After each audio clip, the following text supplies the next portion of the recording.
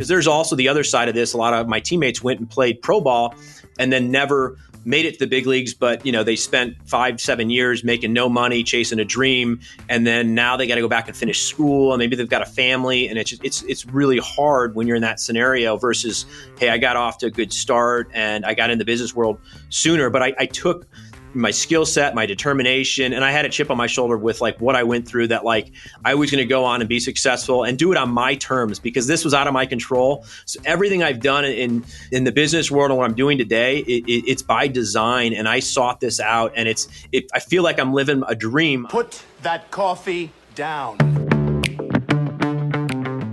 I'm not here to waste your time, okay? I certainly hope you're not here to waste mine. So I'm going to keep this short. Helen, we're both in sales. Let me tell you why I suck as a salesman. The most valuable commodity I know of is information. Wouldn't you agree? Coffee's for closers only.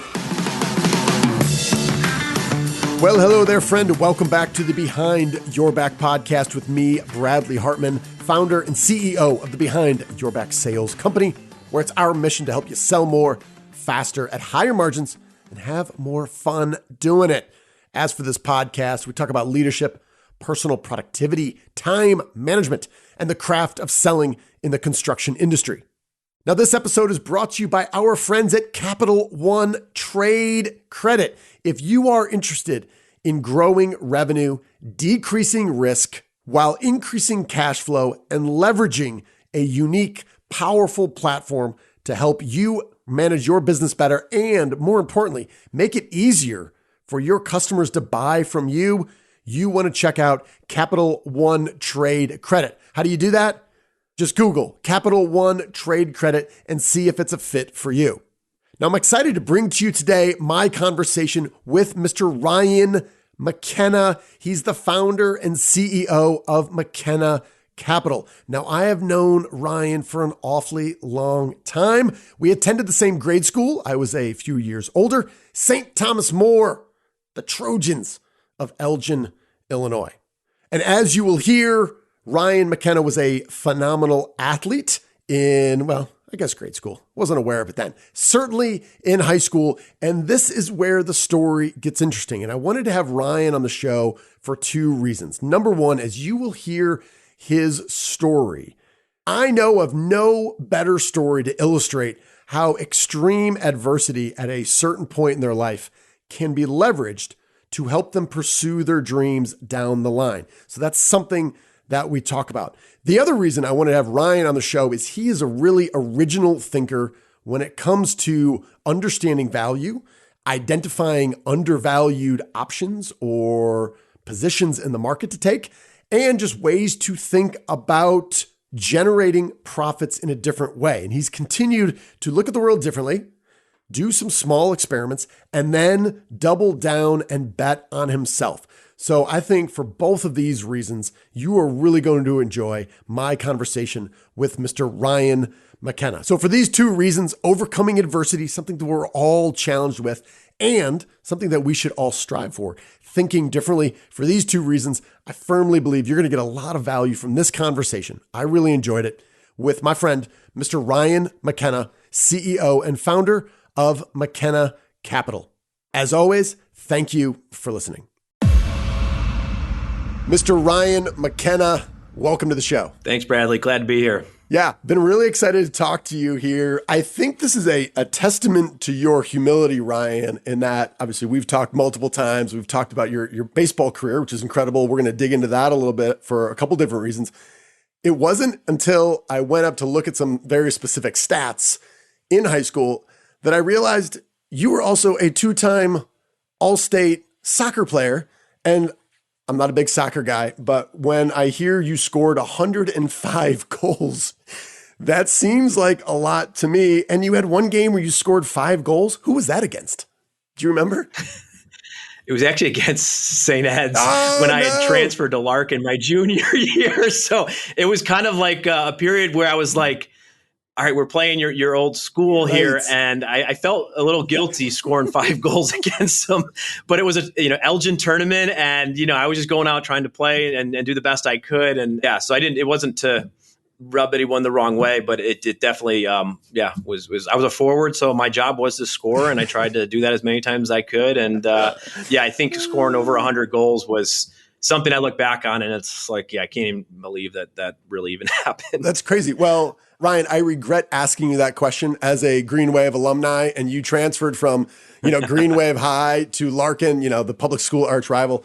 I regret asking you that. Nonetheless, the podcast shall continue. No, so, dude, you were an absolute stud in baseball. Your sophomore year, you hit .516, .779 slugging percentage, did not strike out once. I was lucky if I won a baseball game without striking out once, and you went the entire season. Obviously, you were a stud junior and senior year. You get a ride to Arizona State University, one of the best baseball programs in the country, and you start playing right away, started 10 games as a freshman. So walk me through, you are just on this meteoric path, right? Where, by the way, I know there's never any incorrect information on the internet, but from the tally I just did of the 2004 roster of Arizona State, including pitchers, there was 31 members of the team. It appears 26 of them played some version of professional baseball, and I think 7 or 8 of them Major League Baseball. So obviously, incredible talent. You get to Arizona State. Maybe give us a little bit of color of maybe some of the leadership things you learned there, and then walk us down kind of what happened next, which obviously you did not anticipate. Yeah. No, it was definitely a dream opportunity for me to play at Arizona State. When I was 12 years old, I literally wrote down my goals on a piece of paper, and I had just this vision of myself playing baseball at Arizona State University. And I never would have thought like they would find a kid from Elgin, Illinois, when they can, handpick whoever they want. And my recruiting class, my freshman year, was ranked number 1 in the country. We had some unbelievable talent. And there were 17 of us that came in, and 16 of those guys went pro. That shows you anything about our class. And I played with, I think 16 or 17 guys that made it to the major leagues, several of them that become multi-time, all-stars. But it was really just putting myself out there in the work ethic, the determination, the focus. And then just when you have that opportunity, you never know who's watching you. And I was fortunate to be in some good tournaments, get some exposure, and one thing led to another, and did some showcases and did well in high school.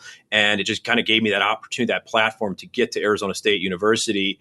And then, when I got there, it was, I could quickly tell like how well polished these other athletes coming in were, because they'd played in warm weather their whole life. Right. And I was one of those freshmen that had like raw talent, which I think they liked, because they also said I had a lot of grit, and being from the Midwest, they knew that I was just, I think they called me like kind of like a dirt bagger, just, one of the guys is going to get dirty and do whatever he can. And he's just going to be a grinder. And they really liked that about me. And so my freshman year, I ended up winning the developmental MVP award after just having a successful freshman year. But I'll tell you, quick story on that. My freshman year, I didn't realize that this was how Arizona State from time to time had to make very tough decisions on the team and basically who's going to play this year, because it really was, you had so much talent coming from all over. And I'll never forget, Coach Murphy sat me down and another individual, another outfielder, my freshman year after fall ball. And he basically said, he's like, one of you is staying and one of you is going. And I'm like, what are you talking about? I'm like, I got a scholarship here. Like, I moved up from Chicago. Like, what do you mean someone's going? And I was just like kind of shaking. And, he looks at me and he's like, Ryan, we feel like you're a little bit more ready to play this year. And the guy sitting next to me was Andre Ethier, and who's a 2-time All-Star, played for the Dodgers his whole career, just retired, guy made hundreds of millions of dollars, and he cut him in front of me. And I my freshman year got a spot ahead of him. And I didn't even know this happened, but they had to cut down the roster. And a lot of times we're over committed on scholarships, because some of the kids coming from out of high school, they might go in the first round or second round. And so you have to give them a scholarship. But then if they end up going to, right, to ASU or college, then, you're kind of over, and you have to, I guess, get down to 11.7 before the season starts. And so this was just a process that I just was like, it was foreign to me. And I was like, oh my God. But that just gives you a little insight into like the talent that was there. And Andre had some unbelievably raw talent. And maybe at the time, I know some people might say he just little immature attitude-wise, but it was the best thing for him to go to the junior college level because the rest is history. The guy just balled it up, and he got 500 at-bats. He came back to Arizona State his sophomore year, which normally doesn't happen, but he got asked back and was like a supplemental round first pick, and the rest is history. The guy had a phenomenal career, and just great athlete, great friend, and really, really cool to see him because that was really tough. I know for him to have to take, and even for me, like, yeah, I would have loved to end up in his position, but where I'm going with my baseball career, my story, I mean, I was fortunate to play. I was on a path. And, it's very hard to compete and stay in the lineup at ASU. But, that was always my goal. And I had really good teammates. But at the end of my sophomore year, we were playing Stanford. And I'll never forget, it was towards the end of the season. And I had to pull myself out of the game. And I just had never done that before in any sports. And I just was not feeling good at all. I was very lightheaded, and I just had bruises all over my body, and I knew something wasn't right, and I immediately came into the dugout and threw up, and then one thing kind of led to another, and we called my uncle, who's a doctor, and just said, hey, here's my symptoms, and he's like, you got to go to the emergency room right away, and I'm like, oh my God, this sucks. So we go to the emergency room, and they're starting to run all these tests, and initially they're thinking I might have leukemia or lupus because I had bruises all over my body and my face, inside my mouth from chewing, and it was really a sign of having low blood platelets, and I didn't even know what a blood platelet was at the time, and I'd been playing, I guess, for the last month with mono that I didn't even realize as well. And I just thought I was, long season, I was tired, but my body, the condition I had ended up being diagnosed with ITP. It's a blood platelet disorder, and it's a very rare disorder. And at the time, if I would have got hit with a baseball or cut, I could literally bleed to death. Normal human being has a couple 100,000 blood platelets. I had, when I went in, 2,000 blood platelets. So literally no protection whatsoever. And, anything under 10,000 blood platelets, you're at risk for internal bleeding in your brain. And so I literally lived in a bubble for 6 months, in and out of 20 hospitals, ended up going up to the Mayo Clinic in Rochester, Minnesota, one of the top hospitals, to find out what was going on. And this was just the absolute worst timing of anyone's, college baseball career because I was coming up to my junior year, and that's when you're at a program like Arizona State. That's when you're going pro. I mean, they want to get you early, and out of the 17 guys that came in, 16 of them went pro, like I mentioned before, and I was the only one who didn't. And I'm literally on a hospital bed, and the doctors are like, you'll never play baseball again. And that was something that was just really tough to hear because ever since I was 12 years old, I had this goal and this plan, and I was able to put myself on a platform that was so close to kind of achieving your ultimate dream, which was, mine was to play in the big leagues and, at least just give it a shot. And going to Arizona State, I had really, given myself the best opportunity I could. Right. But then out of nowhere, it's life threw me a curveball. And, here I am just bedridden and dealing with a condition that I couldn't even go out and play golf because I could get hit with a golf ball or, and it just was absolutely insane to be at the top peak performance of your life. And now, you look and feel like an 80-year-old man who hasn't gotten out of bed for a week because you are running, all these tests with your body and you're just trying to figure out what's going on. And so anyways, I ended up having a splenectomy, which ended up fixing the problem. It was very risky surgery, given my condition, but it ended up stopping my spleen from eating my blood platelets, which again, it was doing the complete opposite what your spleen's supposed to do. And we still to this day don't know what triggered this, how it happened. It was kind of a freak thing. I've been healthy ever since, but I didn't have, at that point in my life, in my baseball career, the time to really get back to, where I was and play at that level, especially at Arizona State. And, I'm very thankful for the program because what I saw my freshman year with me and Andre, I thought for sure they were going to cut me because I was of no use to the team, right? I mean, I'm in the hospital and I'm taking up a scholarship and I can't play. And then I had to do a medical red shirt and the doctor's like, you won't play again. And what Arizona State did and the coaching staff, I mean, they basically doubled down on my situation. I mean, they went and got me the best care, the best training. I spent a year rehabbing while I was doing my medical red shirt. And it was really tough because I was sitting up in the stands while my teammates were playing. And I was like, God, I should be out there. And knowing that I couldn't, I became kind of this off the field leader and kind of a cheerleader in a way to these guys that I wanted to see them succeed because I couldn't do anymore what they were doing.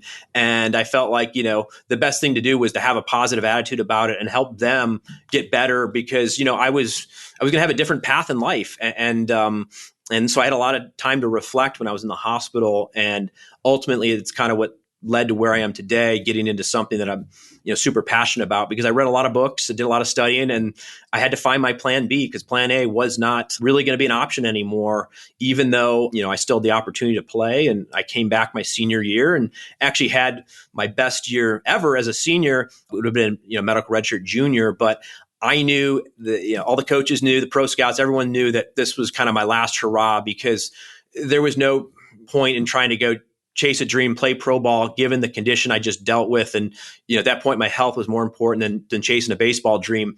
So that was almost just as tough because I had to make the decision to walk away when I could have signed as, a free agent and given it a shot. And so I had to literally, end my dream twice. But the story over time, it's just life. It gets better because I use that as motivation to what I'm doing today.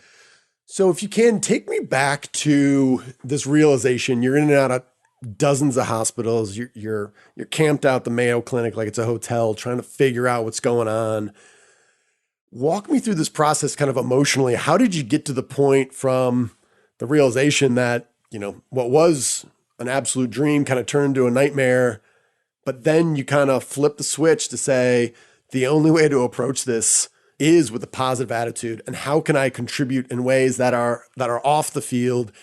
Was there any sort of books? Was there anything, any sort of event or people in your life that helped you make that switch? Because I cannot fathom how hard that would be.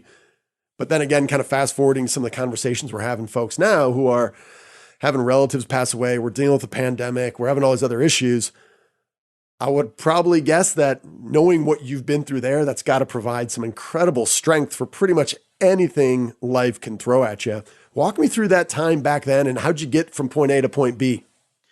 Yeah, it was, probably the toughest thing I'll ever hopefully have to deal with in my life. But, the family support, the support from my teammates, the coaching staff, Arizona State University, that greatly helped because at a time where I was at my lowest, it was probably easy for people to give up on me and they didn't. And I didn't give up on myself. Even when the doctors told me I wouldn't play again, I didn't believe them. And I, but I was still smart enough to look ahead and say, yeah, my baseball dream of going on the next level is not there, but I maybe have a shot to get back on the field. But that's when in the back of my mind, I started, shifting and falling back on my education. And then I had a teammate of mine, his father was an apartment syndicator.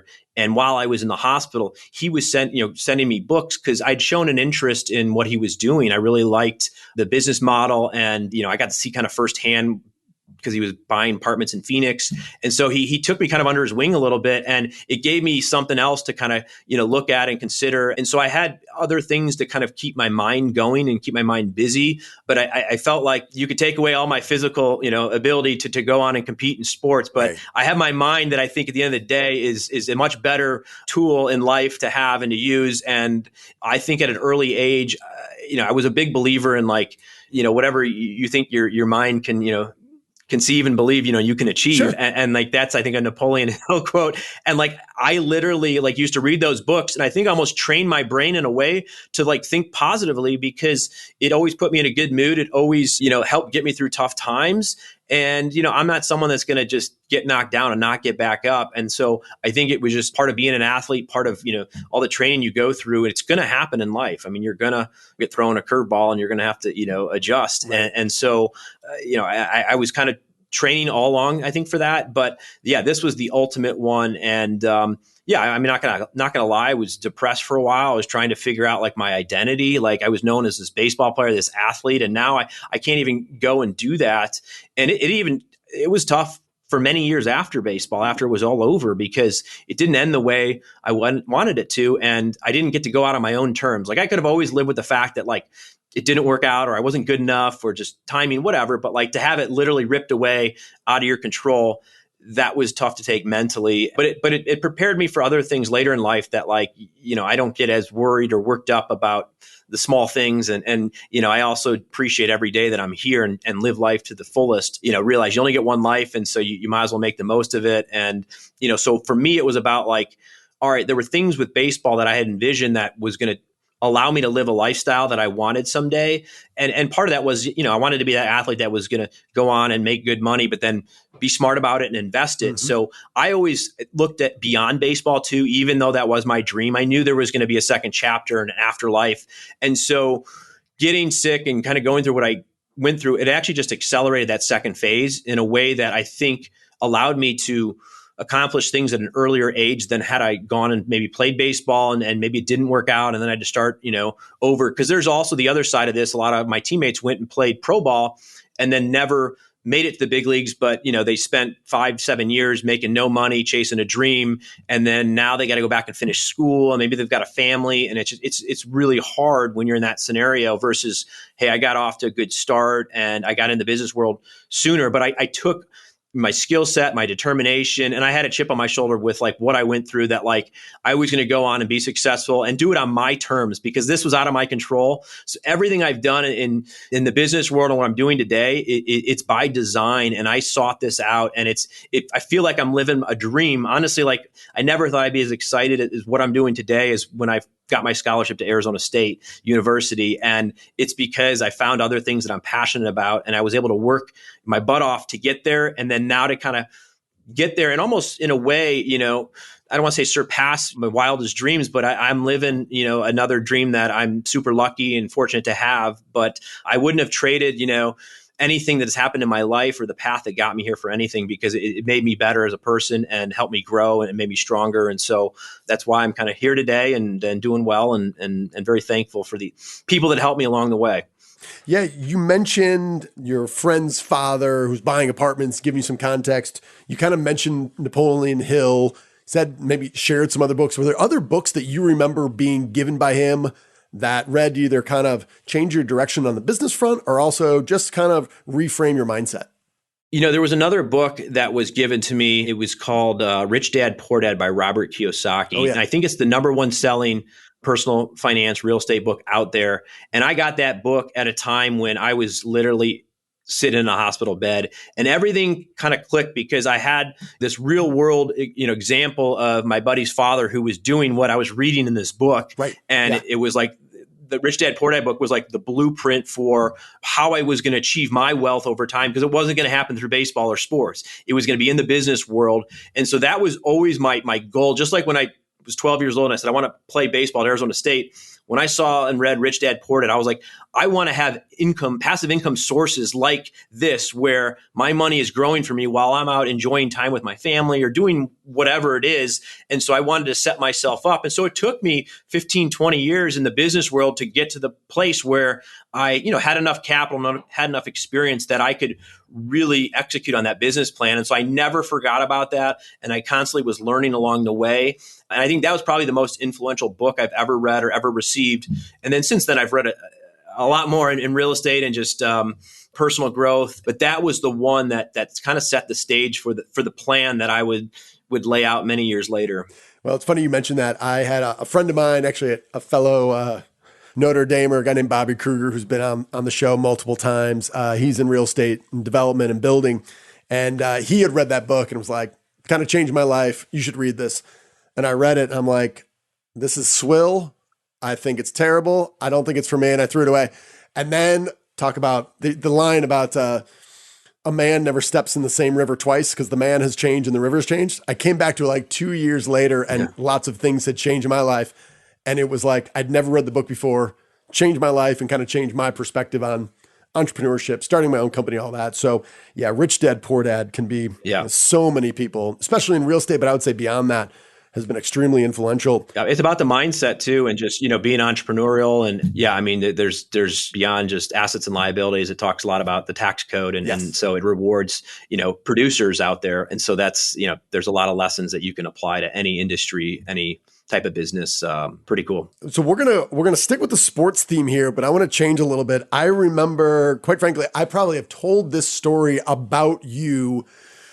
I don't know. When we were talking, it had to be 7 or 8 years ago. You were doing something and you just casually mentioned something, and it was like, I don't know, you were buying tickets for like the Ottawa Senators or the San Jose Sharks. And I was like, I'm sorry, Ryan, if I may, please tell me why you're buying, season tickets, or you were buying tickets to hockey teams in cities that were nowhere close to Chicago, and they may or may not have included the Blackhawks.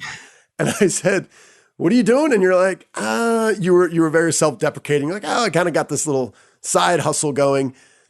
And it blew my mind. I'm going to ask you to kind of share some context with it, but it showed me a couple things. Number one, kind of being willing to experiment, see some larger trends that are happening in the environment around you, and feeling like, hey, if I analyze this well enough and I trust myself, there's ways we can take some step towards this to see if this is effective.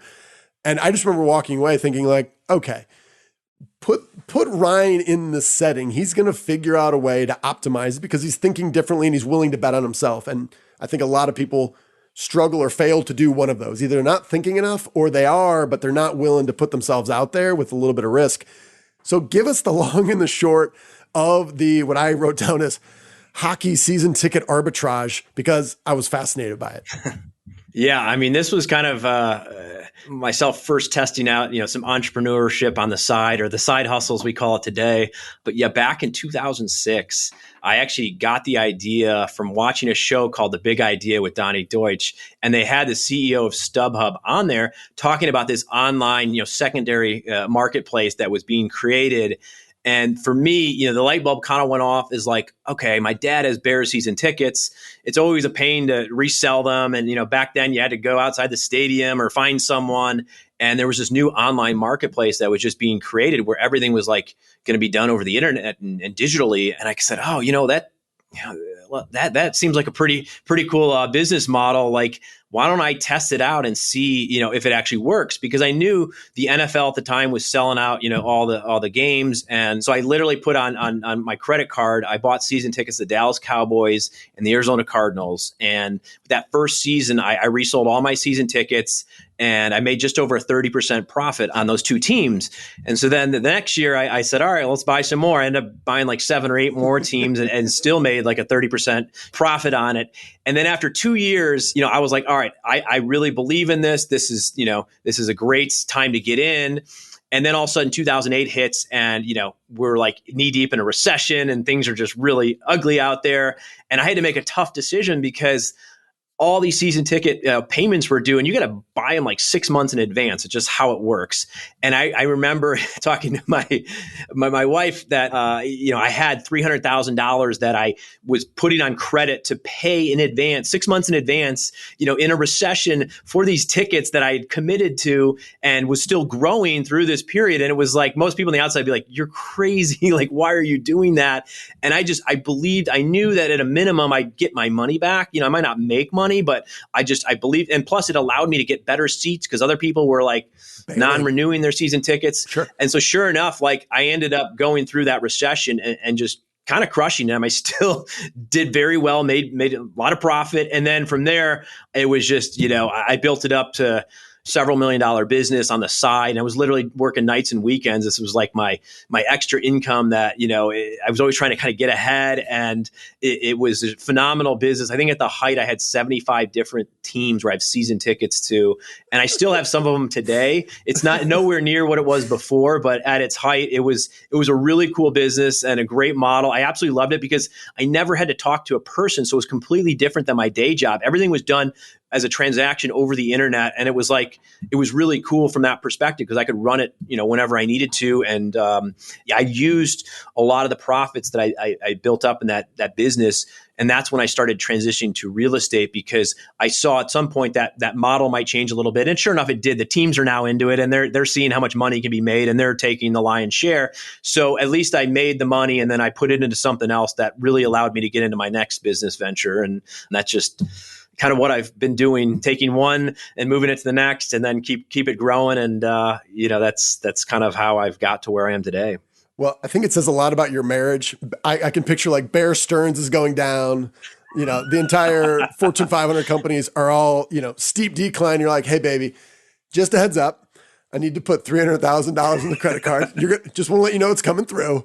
A lot of trust to say, yeah. All right, do what you do. But again, and I think this is important because we've been talking a lot in the construction industry in general that, depending on what year you want to say that we came out of the Great Recession, we're going on a decade plus of a bull run. And sooner or later, right? Things are going to soften. Hopefully it's a softening. It's not a steep decline. But to your point, Yeah. there are always opportunities and there's always people in the market that make their biggest gains and take the biggest market advantage when the market is going badly, right? And it's kind of the Warren Buffett, be greedy when people are fearful and be fearful when people are greedy. Depending on your view on the market right now, and I'd love to kind of hear your thoughts, is I think we're probably a little bit more fearful on the greedy side, but what you were able to do and level up, obviously, within the confines of NHL teams and football, those opportunities guaranteed will be there once again. But again, you got to be confident yourself and understand the risk. So I love that. I appreciate you sharing, and you kind of did a beautiful segue for me. Talk about your transition to McKenna Capital, and maybe just kind of give a quick little overview of what you're doing now to help other people with passive income and how you're enjoying that. Yeah. So in 2016, I started investing in multifamily syndications, which is exactly what I was, reading about in Rich Dad, Poor Dad, that book that first came out in the, I think, early 2000s. And so I took a lot of the profits I had and money that I was making, and I would put it into these passive income streams. And what was really lucrative about it is that, there's a couple different ways in real estate you can, I guess, make money. You can do it actively. Like if, you want to go out and buy some rentals, then you're kind of actively managing that, and it's a little bit different. It's not as scalable as what you could do if you're buying into these apartment complexes as a limited partner and as part of a syndication, which is basically the pooling of a bunch of investors together to buy something that you really couldn't buy on your own because it's much more expensive. But that was something that I found to be very attractive because I did the single family for a little bit too, and it wasn't as passive as I had envisioned real estate being. But when I got into the syndication business, it was exactly what I was wanting. And I was able to do it while I was working full time because all I had to do was kind of identify a good sponsor, a good syndicator who was putting deals together and then, invest in those deals. And so I literally was hands off after I, wired the funds in. And I did my first 5 deals with my teammate's father in his syndication business because I was following him. I stayed close to him. And it was an easy decision when I had the money to same guy from before. Wow. Yeah. First 5 deals with. And so that's kind of just life, with relationships and things coming full circle. That was a great moment for me to be able to say, hey, here, I can now invest in these deals. And so I did that. And I fell in love with the business model because just like I had my ticket business, like that was really cool because I was doing stuff nights and weekends. I didn't have to really talk to anyone because I was doing that all day anyway. So it was a nice, break from the current, role I was in. And it could be done on a laptop from anywhere. I could be on vacation and be running a business. And the same thing with the passive income streams. It's like, once I make that investment, that money is going to work for me. And I could be, coaching, I could be, working, I could be on vacation. And there was something very, very fascinating about creating multiple passive income streams for yourself. I mean, I think, some people say it's kind of the holy grail of personal finance when you have vehicles like that you can keep growing your wealth and accumulate more returns over time because of the tax structure that allows you to keep more of what you're making. And so it was just something I really studied for many years. But when I had the money, I pulled the trigger and I invested in 12 multifamily syndications because at this point I was still working full time. And what I started to do was I started to shift a little bit into, okay, I'm doing this for myself. It's working very well for me. I believe in this. It's kind of a new way to invest in real estate for busy working professionals or executives because you get the same benefits as if you bought it yourself, except that you don't have to manage it. And it gives you the flexibility and the freedom to do what you love to do. And this kind of just builds on the side. And then eventually someday it can grow into something pretty massive, which in 3 years, I was able to walk away from my corporate job after investing enough into real estate. And I also started my syndication business, McKenna Capital, to help others grow their passive income streams. It's just been kind of a fascinating, way to invest. And it's I would say 99% of the population doesn't realize these types of deals exist, but they're very attractive. And it's, it's an alternative to the typical Wall Street, stocks and bonds that most people invest in. But it is gaining steam. I mean, there's a ton of, I would say, interest and demand. Once an investor kind of sees, these types of deals, 1 quickly becomes 2, then 3, then 4, then 5. And just like myself, I've invested in over 100 syndications and have multiple streams of passive income. And it's cool to see these deals go full cycle because then I get to kind of reuse the capital into other deals. And it just kind of snowballs from there. I built McKenna Capital just to help others because I was sharing what I was doing at the time when I was making these personal investments, and people in my network were really interested in it. And they're like, yeah, keep me in the loop. And Right. please, you sound like very excited about it. And so I just kept kind of close with my network, and one deal led to another. And then, if I fast forward now, we've done over 70 syndications. We've purchased over $2 billion worth of real estate, and it's been super successful. We've had phenomenal growth, and I'm doing something that I now tell people, this is what I was born to do. I mean, I absolutely love it. I'm super passionate, and it's really cool because I can do it for the rest of my life. You can always be a passive investor. It doesn't take, I don't need the athletic, physical nature of, what I went through to do this, but, Right. Your mind that is your most valuable asset. And this is allowing me to buy my time that, I think, is super important, because I can live a lifestyle the way that I want to now, because I don't have to really be dependent upon going to work for income, because I've created other avenues where it comes in.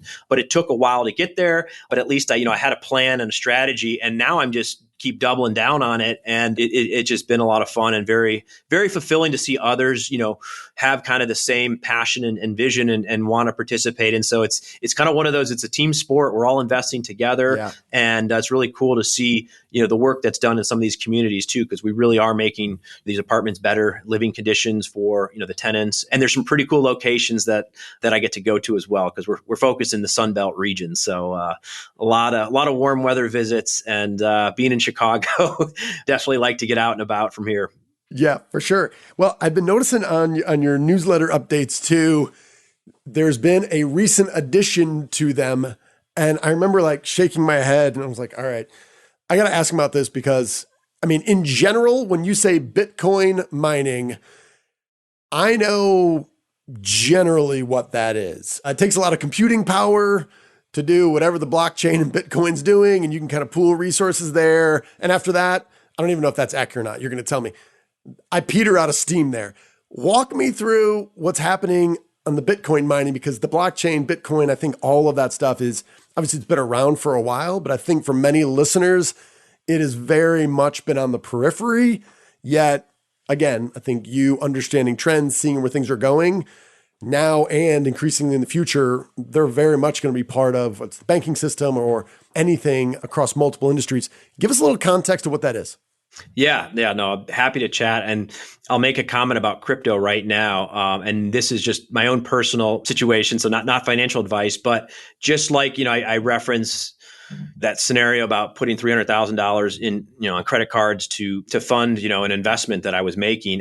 With crypto, right now, yes, we've had kind of it's gone up, and then we've had a kind of a crash, and, there's been a lot of fear recently, and I am absolutely buying up as much as I can right now, because I believe that, we're at a bottom, and there's going to be more of a run up coming, in 2022. And so again, not financial advice, but I'm actually, just like I make a convicted investment, I really do see a tremendous amount of opportunity. And it's not just one particular coin. It is, the technology and the blockchain and the future of where I see kind of this, coming together of, you have the traditional real estate world, and then you have the digital real estate world. There's a lot of crypto that I invest in that pays me passive income just for staking it. And that's where the Bitcoin mining is a really cool business, because it's a more efficient way to buy Bitcoin. You get some great tax benefits. And, you're part of something that is, I've been learning a ton. It's really cool to kind of be on the forefront of some of this, because there's a lot of smart people that have kind of come in and, are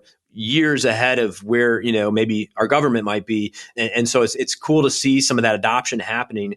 But yeah, the Bitcoin mining is essentially, it's a bunch of computers that will almost work as a general ledger, validating these transactions on a network. And you're usually pooling with other operators or other miners, and you're kind of sharing the success together, which is really cool, because everyone gets credit for essentially mining, if you're part of a larger pool, for mining the Bitcoin. And so you could earn a little bit each day. And so it's one that, from a real estate perspective, you get cash flow, there's nice equity upside, good tax benefits, but you're also investing in an asset that, the last decade has been the top performer, and there's a lot of volatility with it still, but it's one of those where I think it's, from a diversification perspective, a lot of investors say, hey, I maybe have heard about crypto or Bitcoin, but I haven't really invested in it. And so there's just different ways. So I personally made some investments in that space, and it's just one of many that I look at and do, but it's fascinating. I think, there will be a day where, you'll be able to make investments into real estate as like a limited partner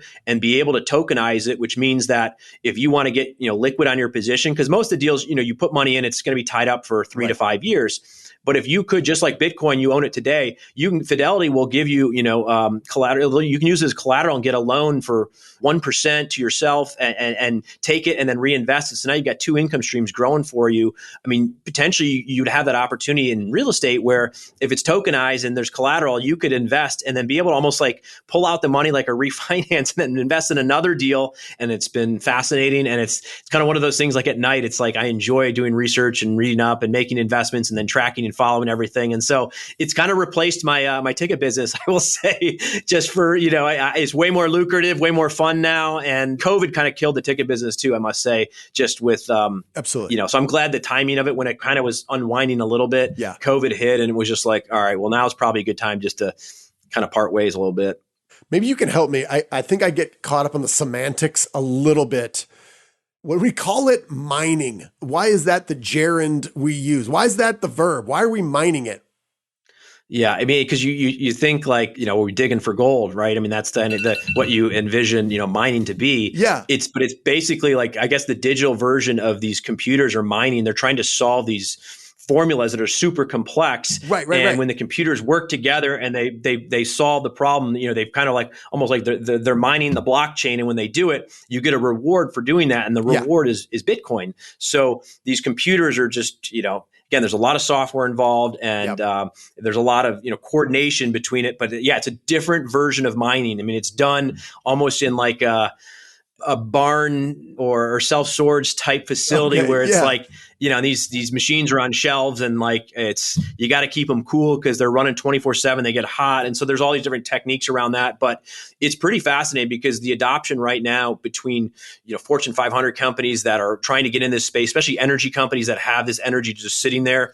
And then the entrepreneurial Bitcoin miners who might own a few machines or a few hundred machines. I mean, it's something that the U.S. is actually kind of embracing, which I think is a very bullish sign for Bitcoin in general. And it's equivalent to people say, when the internet first came out, I mean, with what's going to happen in blockchain and crypto and finance in general. So I think, again, it's one of those things that attracts me because I felt like when I just started, reading up on real estate syndications, I kind of saw the opportunity there. Well, I see the same opportunity in crypto, and I almost feel like it's even greater than what I had just went through with real estate. The real estate, in my opinion, is more stable, more long-term, more preservation of wealth, still phenomenal opportunities. But the crypto, the amount of money that I think is going to be made in the next 5-10 years, I mean, you're going to see a lot of billionaires that come out of nowhere that were working in a grocery store 3 years ago. Yeah, absolutely. Well, I can tell you just following along on your newsletter, seeing the successes you've had, it's encouraged me to be like, I don't understand this. I need to go read up. I need to find more information. So I think what you've been doing has certainly helped me, and I'm sure a whole bunch of other people, just get smarter and looking for new opportunities. I'm watching the time and really appreciate you making time to chat with me here. Do not be self-deprecating. I want you to kind of let people know where they can find your newsletter, if they're interested in any of this stuff. And I think before I say that, you brought up a great point. None of this is investment opportunities. I'm not sure. I do have a lawyer in the other room. We're not going to get her involved, but this is not financial advice or anything else. Yeah. That's an important point. But let people know where they can find more about you. Obviously, Ryan McKenna, McKenna Capital, just Google. They can find you on LinkedIn. If people are curious and want to follow you and see what you're up to and learn more about this, what's the best way for them to do that? Yeah, I would say that the best way is just to go to McKennaCapital.com. And from there, you can either sign up for our newsletter, you could reach out to me, you can access all the different, social sites that we're on, LinkedIn, Twitter, Instagram, Facebook, really kind of what I'm looking to do is I just want to create awareness. I mean, I think the syndication space, as I mentioned, most people don't know anything about it. And it's another alternative, another way to invest. And I don't care what someone invests in at the end of the day. It's up to them, personally, what makes sense. But I do care. I want people to know this is out there because it's not something you're going to traditionally hear from maybe your financial advisor. It's something that is, really kind of spreading via word of mouth from people who have, done it a different way. And it's investing in real estate. And I think with the blockchain and just the emergence of a lot of this going online, there's just been a tremendous uptick in these types of opportunities. And so I enjoy it because it's passive income that I think is the holy grail. If you have money coming in while you're out doing other things, I mean, it's the same thing as running a business too. I mean, it's a great way to do it and to continue to keep building. A lot of our investors, run companies, and it's just, they need to diversify or they want to diversify, or there's busy working professionals. They want to participate, but they don't have the time nor do they have the access. And so we're trying to provide that and be educational about it, because I think that's the first step, is just really kind of learning what's out there. And then, it's up to you individually if you think it's